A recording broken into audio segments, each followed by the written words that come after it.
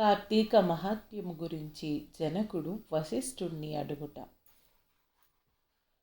శ్రీ అఖిలాండకోటి బ్రహ్మాండమునందలి భరతఖండమునందు నైమిషారణ్యములో అన్ని పురాణములు పుణ్యచరిత్రలు తెలిసిన గొప్ప మునిపుంగవుడు సూత మహాముని ఒకరోజు సౌనకాది మహామునులు తమకు గురుతుల్యుడైన సూతుని వద్దకు వచ్చి భక్తి శ్రద్ధలతో నమస్కరించి, అయ్యా, తమ వలన అనేక పురాణములు ఇతిహాసములు సంగ్రహముగా తెలుసుకున్నాము.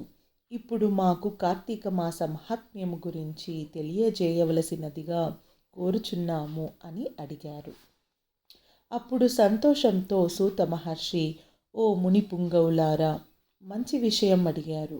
ఒకప్పుడు ఇదే కోరిక నారదుడు సృష్టికర్త అయిన బ్రహ్మను అడగగా, బ్రహ్మదేవుడు నారదునికి, విష్ణుమూర్తి లక్ష్మీదేవికి ఈ కథను వినుట వలన మానవులసిన ఈ ధర్మములు నేను తెలియచేయదును. ఇహమందును పరమందును సకల ఐశ్వర్యములతో తులతూగుదురు, కావున శ్రద్ధగా వినవలసినది అని ఈ విధంగా చెప్పనారంభించారు. పూర్వము ఒకరోజు పార్వతీ పరమేశ్వరులు ఆకాశ మార్గంలో విహరించుచుండగా పార్వతీదేవి, ప్రాణేశ్వర, అన్ని ఐశ్వర్యములను కలుగచేయున్నది మానవులందరూ వర్ణభేదములు లేకుండా చేయదగినది శాస్త్ర సమ్మతమైన వ్రతమును వివరింపుము అని కోరినది.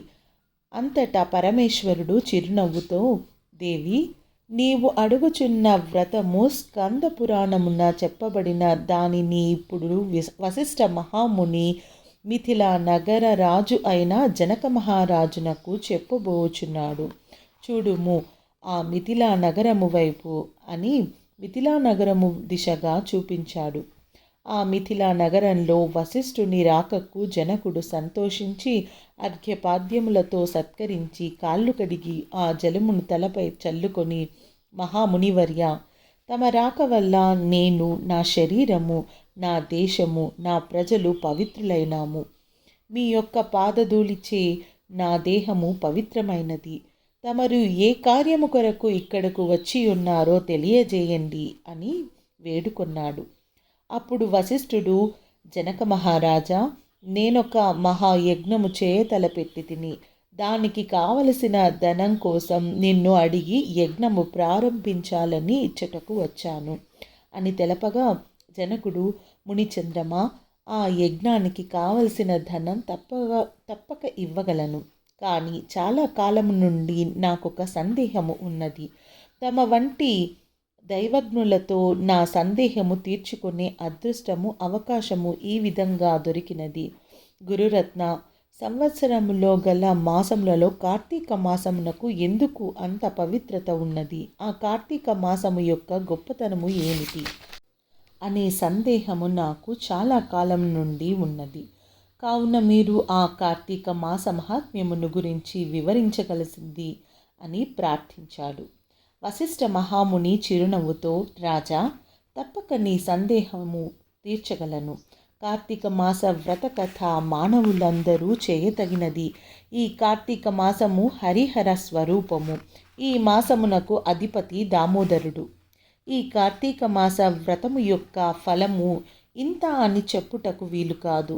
ఈ కార్తీక మాస వ్రతమును ఆచరించే వారితో పాటు వినిన వారికి కూడా ఎలాంటి నరక బాధలు లేక ఇహమందును పరమందును సౌఖ్యమును పొందగలరు. నీ వంటి రాజు ఈ కథను గురించి అడిగి తెలుసుకొనుట చాలా గొప్ప విషయము, శ్రద్ధగా వినవలసినది అని ఈ విధంగా చెప్పసాగారు. ఓ జనక మహారాజా, కార్తీక మాసంలో సూర్యభగవానుడు తులారాశి యందు ఉండగా వేకువజామునే లేచి కాలకృత్యములు తీర్చుకొని స్నానము చేసి దాన ధర్మములు దేవతారాధన చేసినచో దాని వలన చెప్పలేనంత పుణ్యఫలము లభించును. ముందుగా కార్తీక మాసమునకు అధిదేవత అయిన దామోదరునికి నమస్కరించి, ఓ దామోదర, నేను చేయు కార్తీక వ్రతమునకు ఎట్టి ఆటంకములు లేకుండా నన్ను కాపాడుము అని ప్రార్థించి వ్రతమును ప్రారంభించాలి. కార్తీక స్నాన విధానము.